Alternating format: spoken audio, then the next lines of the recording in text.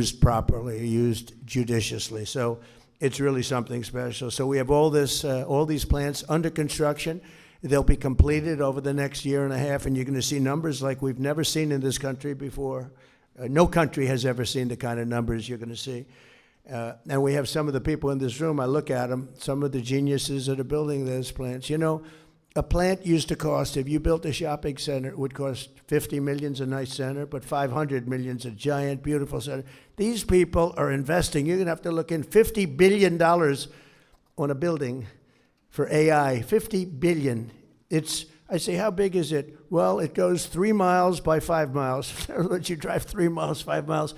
But it means jobs, and it's got tremendous potential for a lot of things. But when you talk about growth, no country will see, and you'll start to see that very soon, no country will see the growth that we're going to experience, and that we're already experiencing, but that we're going to experience. And one of the things that you see early on is we have the highest number of construction jobs we've ever had, and that's because they're building all of these plants, the auto plants, all of these plants are being built, including medical. Medical is pouring back in. Eli Lilly and so many of they're building 6 major plants. They're going to make almost all of their medicines here. We learned during COVID, it's not good to be held hostage by foreign countries. We're building all of these plants here.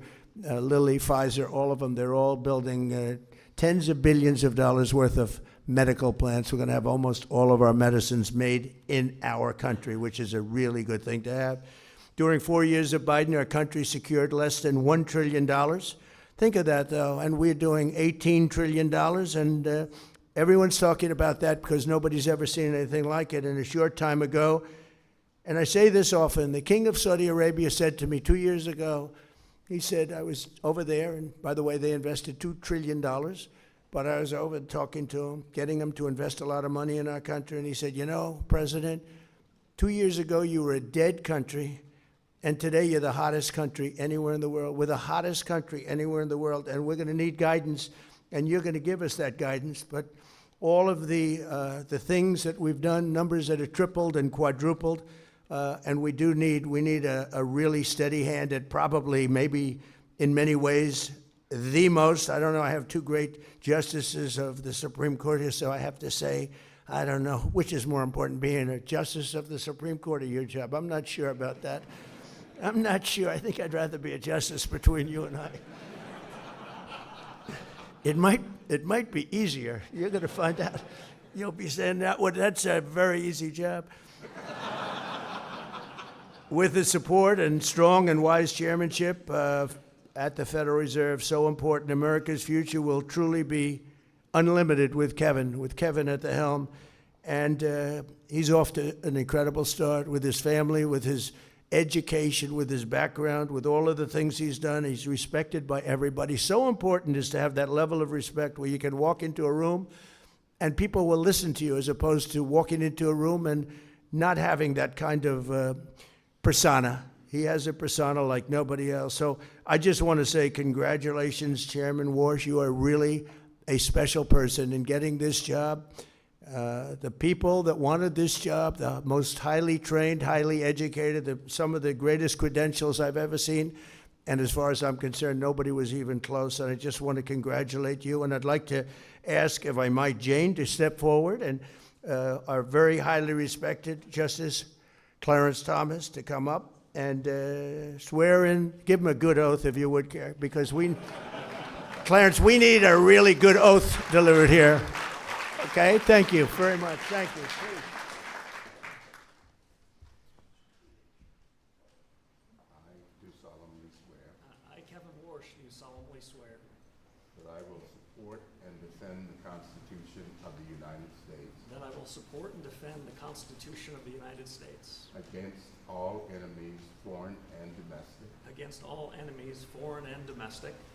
That I will bear true faith and allegiance to the same. That I will bear true faith and allegiance to the same. That I take this obligation freely. That I take this obligation freely. Without any mental reservation or purpose of evasion. Without any mental reservation or purpose of evasion. And that I will well and faithfully discharge. and that I will well and faithfully discharge the duties of the office on which I'm about to enter. the duties on the office upon which I'm about to enter. So help me God. So help me God.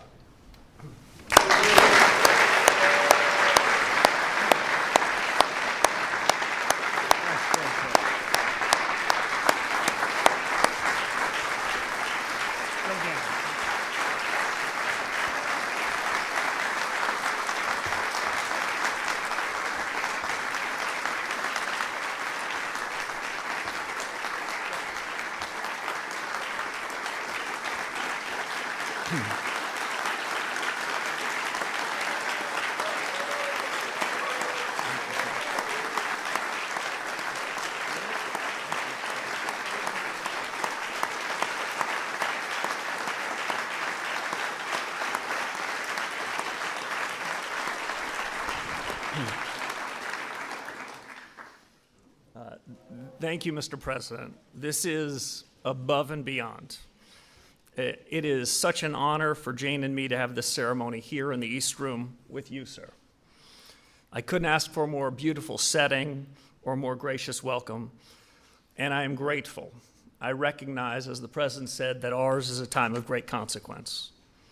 It's also a great honor for me to have the oath of office administered by one of the great and longest-serving public servants, a brilliant and independent thinker, a man dedicated to our Constitution, and no less important, a joyful and collegial presence on our highest court, my esteemed friend, Justice Clarence Thomas.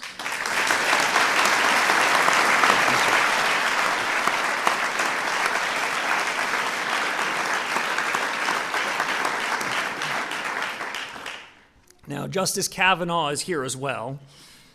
We served as young staffers a full generation ago in this building, and I shouldn't be speaking for another justice, but I will tell you something that I always felt, that Justice Kavanaugh and I felt the majesty of this place where we're now sitting, and we counted ourselves blessed and grateful to serve the nation we love and to do it in your building, sir.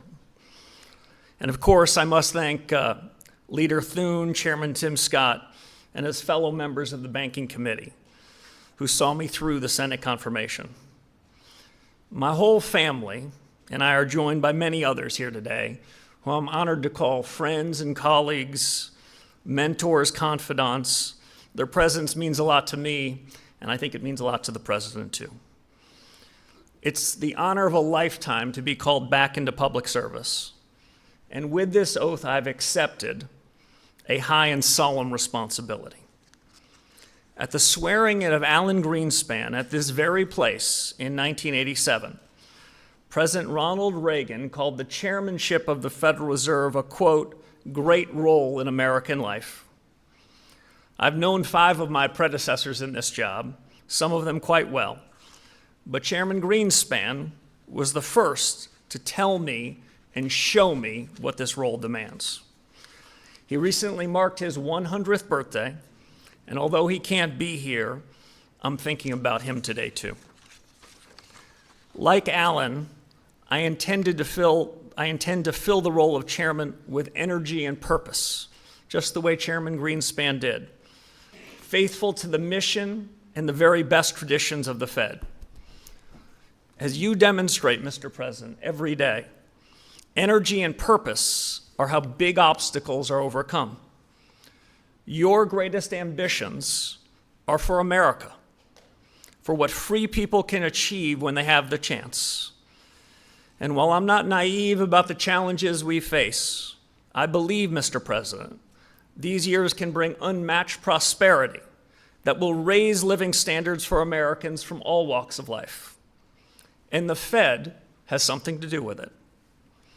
Our mandate at the Fed is to promote price stability and maximum employment. When we pursue those aims with wisdom and clarity, independence and resolve, inflation can be lower, growth stronger, real take-home pay higher, and America can be more prosperous. And no less important, America's place in the world more secure. To fulfill this mission, I will lead a reform-oriented Federal Reserve, learning from past successes